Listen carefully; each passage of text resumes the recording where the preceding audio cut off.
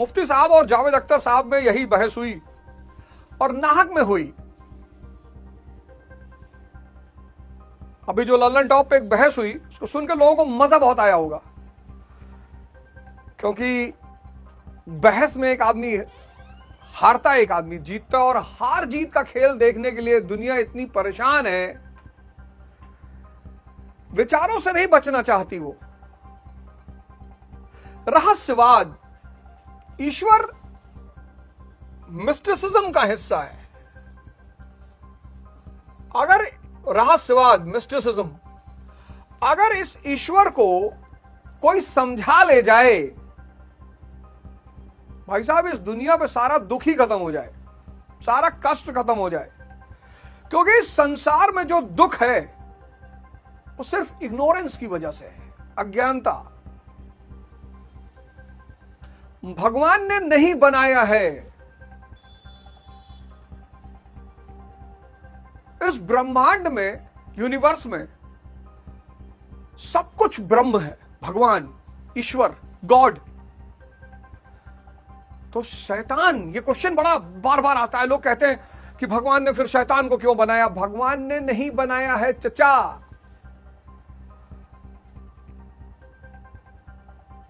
भगवान क्यों बनाएगा शैतान को? क्यों बनाएगा? क्यों भगवान, गॉड, अल्लाह, इनमें से किसी ने शैतान को नहीं बनाया है। शैतान इंसान की अज्ञानता है, और इस अज्ञानता, इग्नोरेंस, और इस अज्ञानता की वजह से इस संसार में दुख है, कष्ट है। जावेद साहब भी तर्क दे रहे थे, मैं तो एक दो लाइन सुना। इस तरह की बहसें मैं सुनता नहीं, मैंने सुना मुफ्ती साहब जीत गए, मुफ्ती साहब को जीतना ही था, मुफ्ती साहब को जीतना ही था। भाव तर्क पर कभी हावी नहीं हो सकता। इस दुनिया में जब भी ईश्वर पे बहस होगी, एक बड़ी प्यारी घटना घटी जो जावेद अख्तर साहब के बीच घटी और मुफ्ती साहब के साथ घटी, वही घटना घटी, बड़ी प्यारी, बहुत प्यारी। लेकिन अब जावेद साहब चूंकि एथिस्ट है ऐसा मुझे लगता है, और एनलाइटेंड नहीं है, पढ़े लिखे हैं, ज्ञानी है, बहुत प्यारे इंसान है। कभी कभी मैं सुनता हूं, उनको बहुत अच्छा लगता है जावेद साहब को सुनकर, अच्छी बातें करते हैं। लेकिन जावेद साहब एनलाइटेंड नहीं है, मिराज नहीं घटित हुआ उनको मिराज के बारे में पढ़ना चाहिए और मिराज के रास्ते पे चलना चाहिए। खैर, बाय द वे, ऐसा हुआ कि केशव चंद्र सेन, बहुत बड़े ज्ञानी, बंगाल के बहुत बड़े, तो बहुत बड़े ज्ञानी, तो एथिस्ट, बोले भगवान है ही नहीं। तो लोगों ने कहा कि गुरुजी, ये काली जी का जो मठ है ना कलकत्ता, बोले वहां एक सज्जन रहते हैं रामकृष्ण परमहंस, वो तो कहते हैं कि मां काली के उसमें वो डूब जाते हैं और मां काली दर्शन देती है और ये और वो फलाना। केशव चंद्र ने कहा अच्छा, बहस का आयोजन करो, बहस का आयोजन करो, बहस होगी, शास्त्रार्थ होगा। इंसान के पास शब्द छोड़कर है ही क्या? किसी स्त्री को कहता आई लव यू, स्त्री ने चाटा मार दिया, कहा बहन की तरह कहा था। शब्द से बड़ा धोखा इस ब्रह्मांड में कुछ भी नहीं है। कनक कनकते 100 गुनी मादकता अधिकाय, इन्हें खाए बौराए जग, इन्हें पाए बौराए। कनक शब्द है, एक कनक मतलब सोना, एक कनक मतलब धतूरा, एक ही शब्द है। यह है शब्दों की लीला।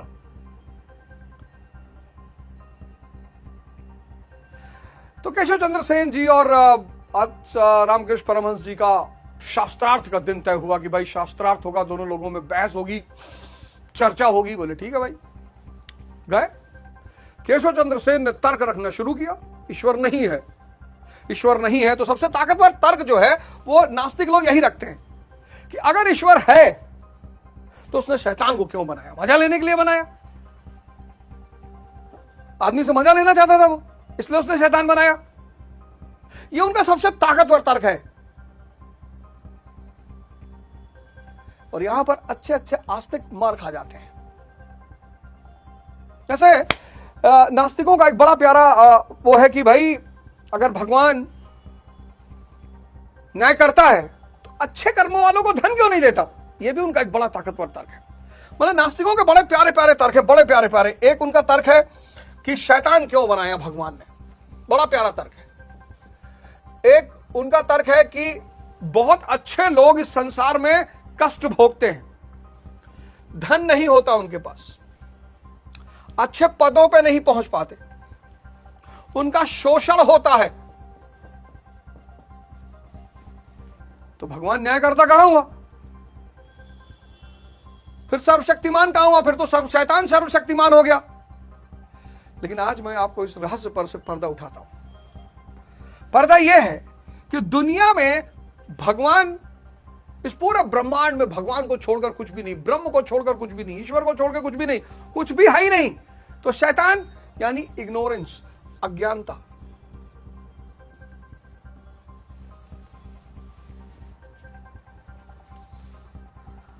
अज्ञानता, अज्ञानता, माया और ब्रह्म।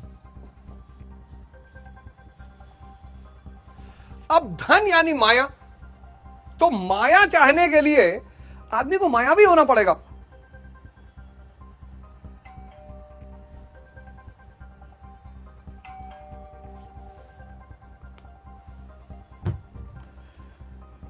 पद पाने के लिए आदमी को मायावी होना पड़ेगा। उसमें ईश्वर क्या करे, ये धन, ये पद, ये सब माया के हिस्से हैं,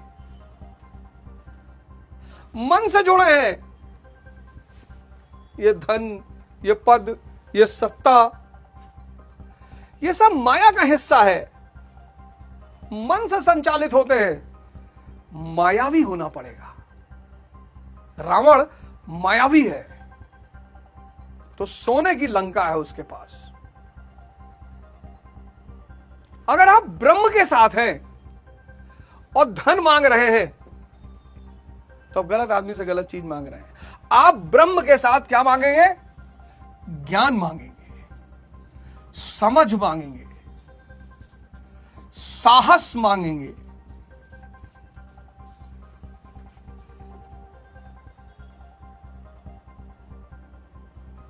समाधि मांगेंगे।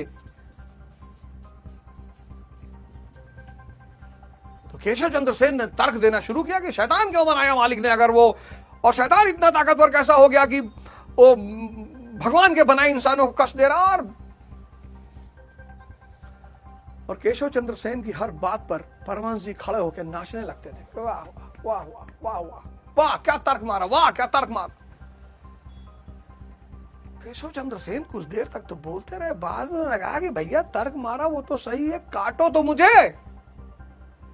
तो परमहंस जी ने बहुत प्यारी बात कही। बोले भाव को, शब्द को भाव से नहीं काटा जा सकता, शब्द को शब्द से ही काटा जा सकता है। मैं अनपढ़ आदमी, शब्द तो है ही नहीं मेरे पास सिर्फ भाव है। और भगवान शब्द के भूखे नहीं है। नमामीशमीशान निर्वाण रूपम विभम व्यापकम ब्रह्म वेदे स्वरूपम अजम निर्गुणम निर्विकलम निरीहम चिदाकाशमाकाश वासम भजेयम, इसके भूखे नहीं है भगवान। तो भगवान किसके भूखे हैं, भगवान भाव के भूखे हैं। माया हमेशा मायावी के पास रहेगी। तो दुख और कष्ट किसका परिणाम है, इग्नोरेंस।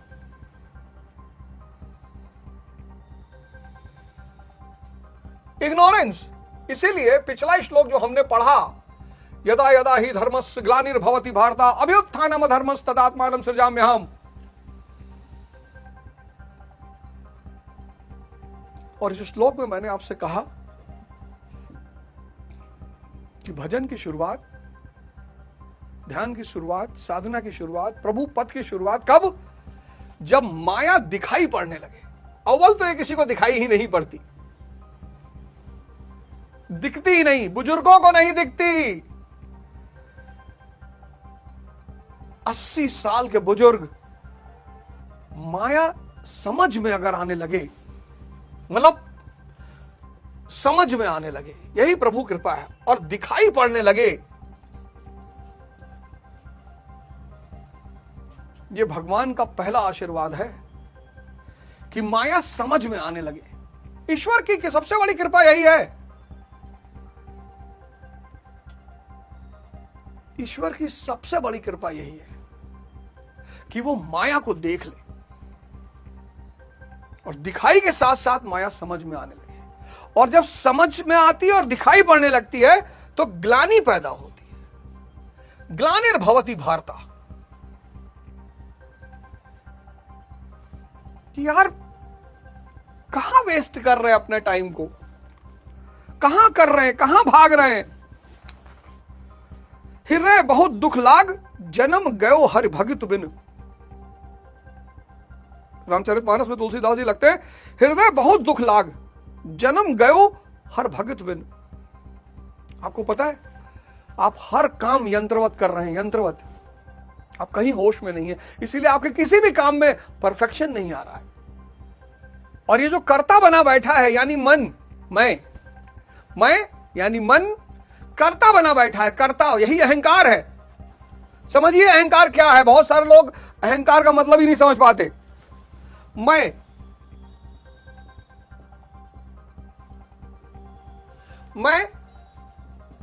यानी मन, यानी कर्ता, यानी अहंकार।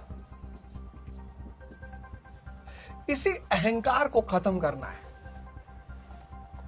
ये जो मैं है, ये जो मन है, ये जो तीसरी आंख है, थर्ड आई, ये सिर्फ दृष्टा है। कर्ता कौन है? ये सांसें। कर्ता ये सांसें, ये दृष्टा बन गई है और मन कर्ता बन गया। यही जीवन में कष्ट का कारण है। मन बन गया है कर्ता और सांसें बन गई हैं दृष्टा।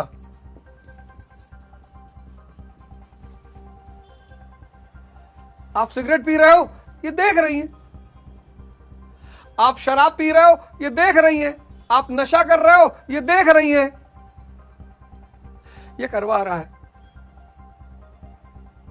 ध्यान एक क्रांति है। ध्यान जो है वो क्रांति है। कैसे क्रांति है? मन को दृष्टा बना लेना है और सांसों को कर्ता बना लेना है। बस यही 1,00,000 करोड़ रुपए का सिद्धांत है। ये कभी होगा तो दे देना, कोई बात नहीं। कभी होगा तो दे देना। इसी साधना का नाम है ध्यान। और शुरुआत कैसे होती है? ग्लानि से। यानी समझ पैदा हो जाए और दिखाई पड़ने लगे। भगवान का आविर्भाव केवल अनुरागी के लिए है, जिसके हृदय में अनुराग है, प्रेम। सो केवल भक्तन हित लागी। रामचरितमानस। यह अवतार किसी भाग्यवान साधक के अंतराल में होता है। आप प्रकट होकर करते क्या है? भगवान लिख रहे हैं, अभ्युत्थानम अधर्मस् तदात्मानम सृजाम्यहम्। जब उसको ग्लानि पैदा होती है, मैं उसके हृदय में सक्रिय हो जाता हूं। तो सक्रिय होकर करते क्या है? आखिर भगवान सक्रिय होकर करता क्या है? 8वां श्लोक। परित्राणाय साधूनां विनाशाय च दुष्कृतां धर्म संस्थापनार्थाय संभवामि युगे युगे। अब इसका एक डेफिनेशन तो यह है कि भाई हर युग में भगवान जन्म लिए धर्म की स्थापना के लिए। भगवान राम, भगवान कृष्ण, भगवान परशुराम, हर युग में परमात्मा का जन्म हुआ। अरावली पर चर्चा यहां नहीं करूंगा, यह अरावली का समय नहीं है, लेकिन करूंगा जरूर, चिंता मत करिए। अब यहां पर इसका मतलब है कि जब आपको ग्लानि हुई, माया दिखाई पड़ने लगी, माया समझ में आने लगी, आप भजन के रास्ते पे शुरू हुए चलना, तो जब आप भजन के रास्ते पे शुरू हुए चलना, अर्जुन साधु नाम परित्राणाय परम साध एकमात्र परमात्मा है, जिसे साध लेने पर कुछ भी साधना शेष नहीं रह जाता। इसलिए जीवन का उद्देश्य क्या है? द्विज। आईएएस बनना उद्देश्य नहीं है। उस रास्ते में आप आईएएस बन गए, बहुत अच्छी बात है। डॉक्टर बन गए, बहुत अच्छी बात है। इंजीनियर बन गए, बहुत अच्छी बात है। मंत्री बन गए, बहुत अच्छी बात है। कोई बुराई नहीं। श्री कृष्ण से बड़ा कोई योगी नहीं हुआ।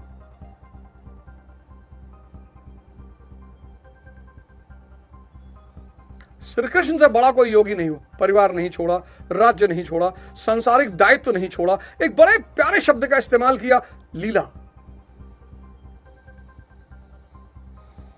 भगवान लीला करते हैं। उस साध में प्रवेश दिलाने वाले, अब जब आप भजन के रास्ते पे चले तो उसमें प्रवेश कौन दिलाएगा? विवेक। बड़ा प्यारा शब्द है विवेक। उस परम साध में प्रवेश कौन दिलाएगा? विवेक।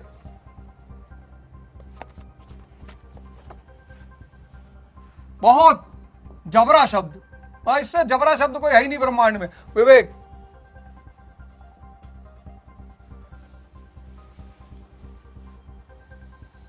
भगवान जिससे खुश होता है ना, उसको गिफ्ट के रूप में विवेक देता है। और जिसको विवेक दे दिया, इंद्रियों का स्वामी बना दिया, मन और इंद्रियों का, और विवेक दे दिया, तो वो हो गया स्वामी विवेक। और जो भी स्वामी विवेक हो गया, उसके जीवन में आनंद छोड़कर कुछ बचेगा ही नहीं। तो स्वामी विवेक आनंद, इससे छोटा सूत्र पूरे ब्रह्मांड में कहीं नहीं मिलेगा। जीवन को निर्मित करने का इससे छोटा सूत्र पूरे ब्रह्मांड में कहीं नहीं मिलेगा। सबसे छोटा सूत्र है मन और इंद्रियों का स्वामी बन जाना है। मन कह रहा है नशा करना है। क्यों करना है नशा? मेरी गर्लफ्रेंड छोड़ के चली गई। गर्लफ्रेंड छोड़ के चली गई तो एक एयरलाइन स्थापित कर दो। विजय माल्या की तरह इतनी गर्लफ्रेंड हो जाए कि पूरी दुनिया तुमसे दोस्ती बनाने के लिए परेशान रहे। तुम नशा करोगे, मतलब नशा करोगे तो गर्लफ्रेंड आ जाएगी।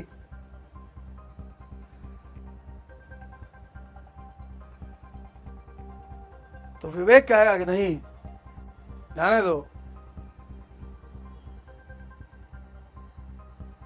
जाते हो तो जाओ,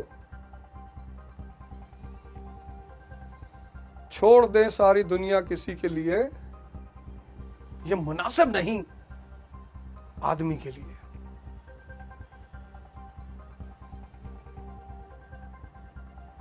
छोड़ दें सारी दुनिया किसी के लिए, ये मुनासिब नहीं आदमी के लिए। प्यार से भी जरूरी कई काम है,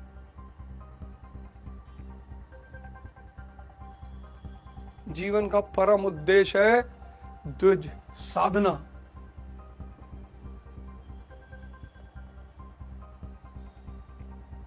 मन कह रहा है मूवी देख लो।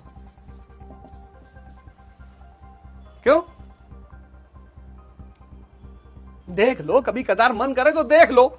ट्रैवल कर रहे हो देख लो, कोई चीज पे मध्यम मार्ग। कुछ लोग एक दिन में 400 डेली मूवी देख रहे हैं। क्यों मूवी देख लो? बेचैनी हो रही है, मन नहीं लग रहा है। मन नहीं लग रहा, 20 किलोमीटर दौड़ लो, 50 किलोमीटर की वॉक कर लो। पूरी जिंदगी मन कभी ऐसा करेगा, बदतमीजी करेगा ही नहीं तुम्हारे साथ। तुम्हारे मन को इस बात का भरोसा है कि तुम अपने मन को कभी दंडित नहीं करोगे। करो, नहीं तो जिंदगी तुमको दंडित करेगी। विवेक। उस साध में प्रवेश दिलाने वाले, जब आप ध्यान शुरू करते हो, परित्राणाय साधूनाम विनाशाय च दुष्कृताम धर्म संस्थापनार्थाय संभवामि युगे युगे। तो जब आप साधना की जीवन में प्रवेश करते हो तो आपको कुछ शक्तियों की जरूरत होती है। विवेक उसमें से एक है वैराग्य। छोड़ना नहीं, छूट जाना। आपको दिखाई पड़ गया कि नशा पैसा भी खा रहा है, सेहत भी ले जा रहा है, सामाजिक सम्मान भी छीन रहा है। करता क्या है? विचार शून्य करता है तो मैं ध्यान से हो जाऊंगा। नशे को आपने रिप्लेस कर दिया ध्यान से, मूवी को आपने रिप्लेस कर दिया जिम से। वैराग्य जब समझ में आया तो छूट गया। शम, दम इत्यादि दैवी संपदा को निर्विघ्न प्रवाहित करने के लिए, इन दैवीय संपदा को निर्विघ्न प्रवाहित करने के लिए तथा दुष्कृताम, जिनसे दूषित कार्य रूप जन्म लेते हैं, काम, क्रोध, राग, द्वेषादि विजातीय प्रवृत्तियों को समूल नष्ट करने के लिए तथा धर्म को भली प्रकार स्थिर करने के लिए मैं युग युग में प्रकट होता हूं। बड़ी प्यारी लाइन है ये। 90% ध्यानी इस लाइन पर परेशान है। परित्राणाय साधुनाम विनाशाय च दुष्कृताम। जब व्यक्ति भजन के रास्ते पे चलता है, ध्यान के रास्ते पे चलता है, तो जो शक्तियां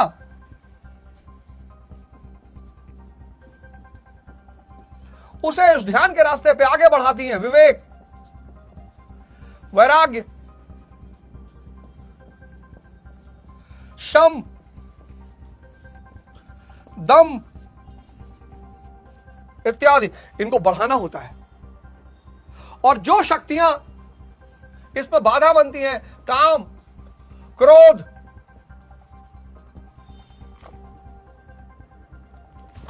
राग, द्वेष,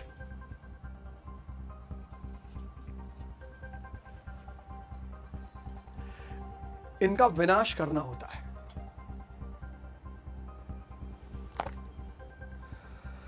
समूल नष्ट करने के लिए तथा धर्म को भली प्रकार स्थिर करने के लिए मैं युग युग में प्रकट होता हूं। युग का तात्पर्य सतयुग, त्रेता या द्वापर नहीं।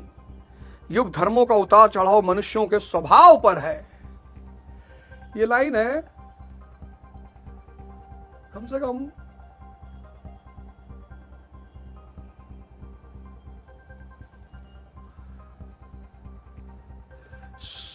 100 करोड़ लाख की। ये लाइन 1 लाख करोड़ की नहीं है, ये लाइन है 100 करोड़ की लाइन है। मतलब ये लाइन जिसको समझ में आ गई, और भाई साहब, युग का तात्पर्य सतयुग, त्रेता या द्वापर नहीं। युग धर्मों का उतार चढ़ाव मनुष्य के स्वभाव पर है।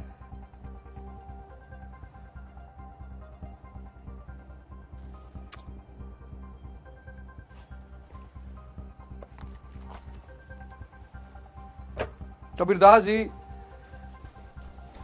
भगवान कबीरदास जी, माया मुई न मन मुआ, मर मर गया शरीर, आशा तृष्णा ना मरी, कह गए दास कबीर। भगवान ने शैतान को नहीं बनाया, इंसान की अज्ञानता ने शैतान को बनाया।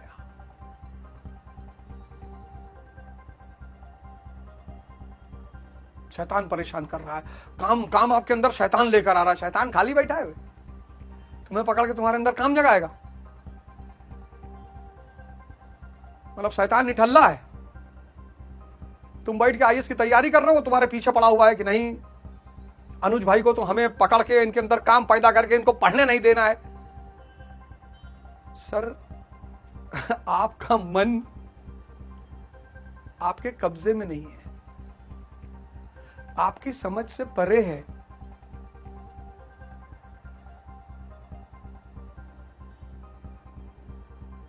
बड़ी अच्छी बात है, सब कुछ शैतान पे ठोक दो। जब सब कुछ शैतान कर रहा है तो हमें फिर साधना करने की जरूरत ही क्या है? और अगर शैतान इतना ताकतवर है तो भगवान को पूजा करने की जरूरत क्या है? कहीं कोई शैतान नहीं है।